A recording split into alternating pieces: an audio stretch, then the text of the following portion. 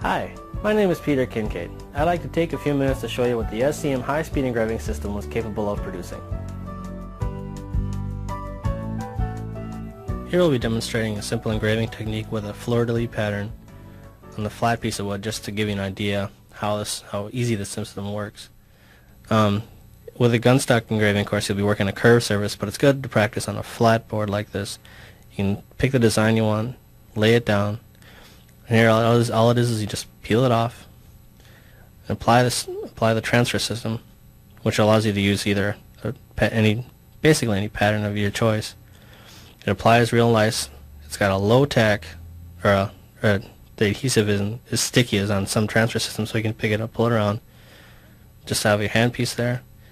Choose the bit of your choice. This is the number 16. Just point into the wood and you'll be able to push it in. Make sure it's in firmly.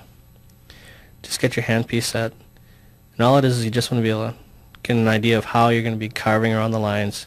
You want to work with the natural flow of your hand, but just kind of get an idea where you'll be working with the system. The speed of this system allows you to go into almost any hardwood, actually any hardwood for that matter, like you're going into like a nice soft piece of caramel or chocolate. The speed of the system here is 400,000 RPM, which allows it to cut without wanting to grab or pull away what some of the lower speed systems will do for you. This allows you to just pull right along through the lines, cutting real easily. Makes a nice clean line. You'll be cutting generally around 1/8 of an inch into the piece. You can vary that as you do that. Some certain pieces you want to cut a little deeper, some a little shallower, depending upon how you will be finishing up this piece. Just follow the pieces around. You can trace the lines, or sometimes you can actually go along the outside if you're going to be just removing the background. That way it leaves the design itself more intact. You just follow your pieces around. Always try to follow with the natural curve of your hand. Pull curves back in towards you. Small pieces are a lot easier to work with. The positioning of your hand is really what feels comfortable for you, but you always want to be sure to have the piece for an initial cutout of the design more or less upright or straight up and down, just because it gives you a flatter edge and a much easier edge to work with, and you're not undercutting the design as you come through. As you can see here, the speed allows you to just really pass through the design so easy and so fast. It's really no strain at all.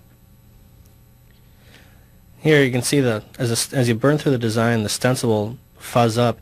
Now, just so you're not panicked, that is actually the stencil itself burning. The wood has a very sharp finished edge to it, so you really have to do no finishing work to it.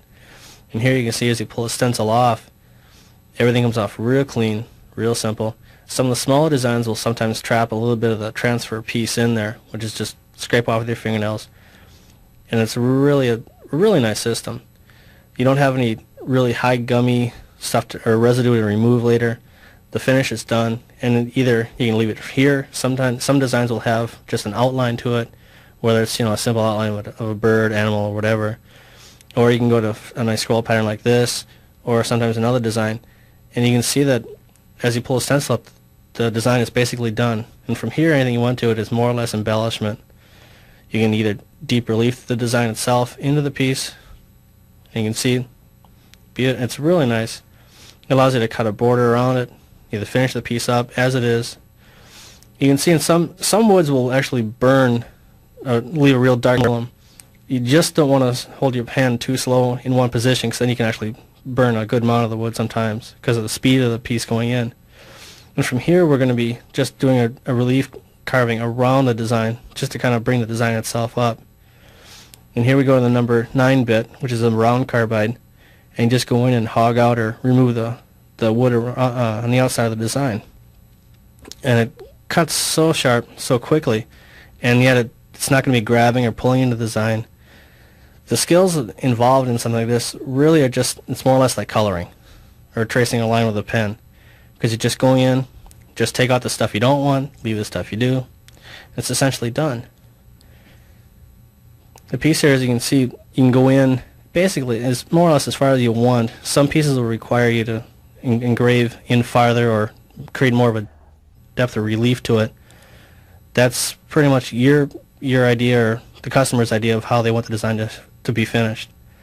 You can cut a hard border all the way around, or leave kind of a like hand-hewn design like you did it with chisels or something like that. Of course, if you'd done it with chisels, it'd take you another 6 or 8 hours. And it just really sweetly moves through the piece. I mean, this is just such a short amount of time to do.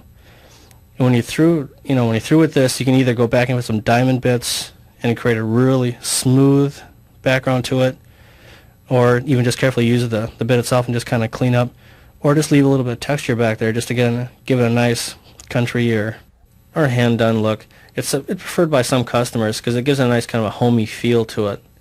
The skills involved in this are really negligible. If you write with a marker or a pen, essentially you're ready to go. The size of the handpiece is essentially the size of a Sharpie marker, and from there it's just a matter of doing what you want to do with the piece.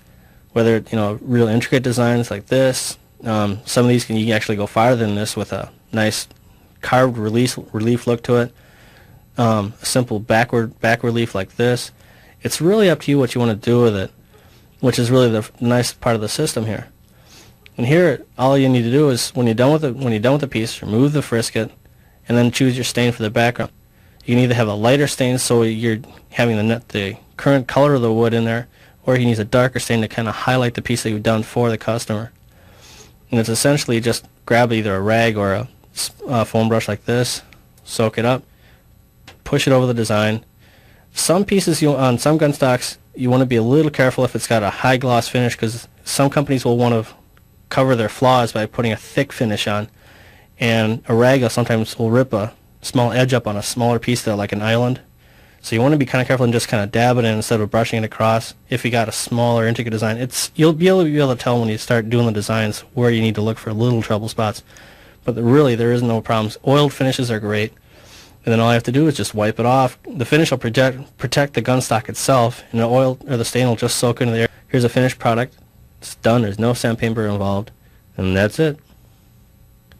Here we're going to show you a little deep relief for 3D carving for a piece. We'll use the acorn on the pistol grip area of a gun stock, and all you do is do, just like we showed you previously, do an outline with a transfer piece of paper, or you can even freehand if you want. Then here they go in, and I'm going to be removing the wood to give a rolling effect, a nice rounded effect to the leaves to give a nice 3D look to it. Gives a nice warmer feel and kind of a natural look that hopefully will flow with the gun stock that you're working on. And all you have to do is just follow the lines, pick which areas you want deeper, which ones you want lighter or higher up, and just carve accordingly.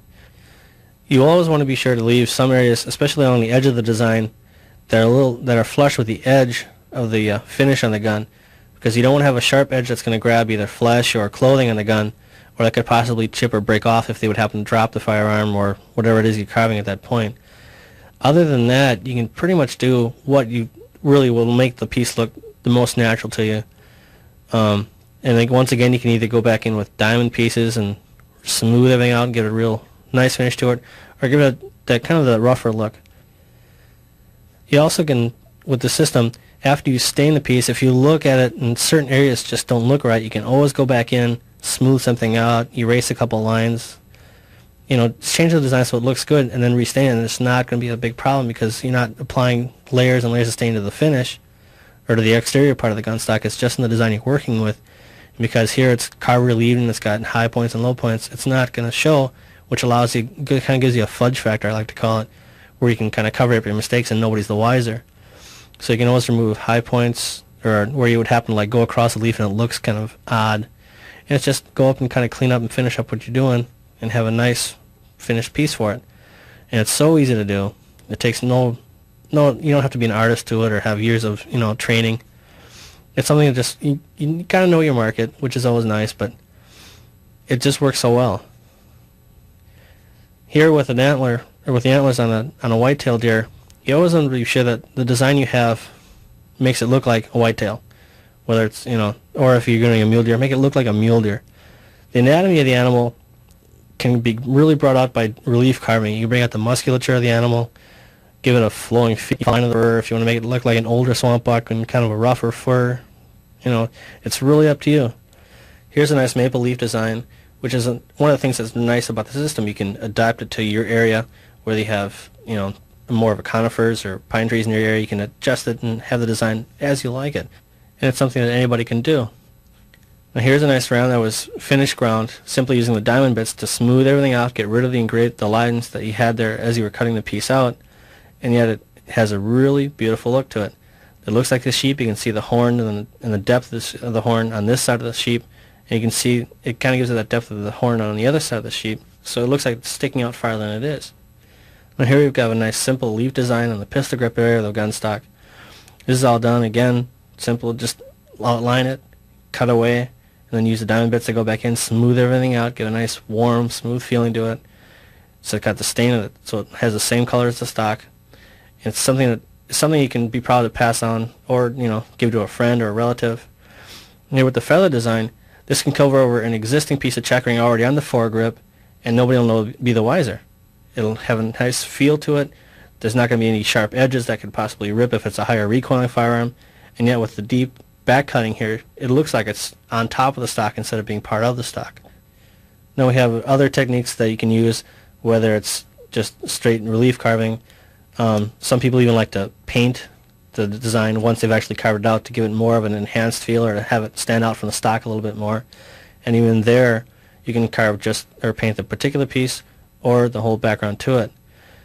Designs that look quite nicely because they've got a large amount of books that are available that have copyright-free designs that it's more or less Xerox it, put it on, and go with it.